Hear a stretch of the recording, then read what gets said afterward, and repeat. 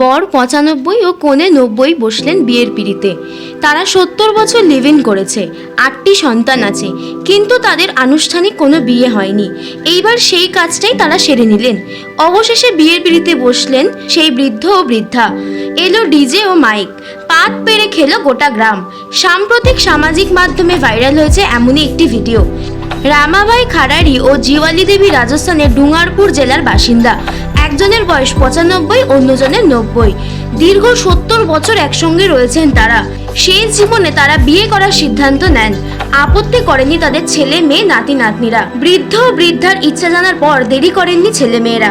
বিয়ের সমস্ত আচার অনুষ্ঠান পালন করা হয়, আনা হয় ডিজে, আলোয় সাজিয়ে তোলা হয় বাড়ি।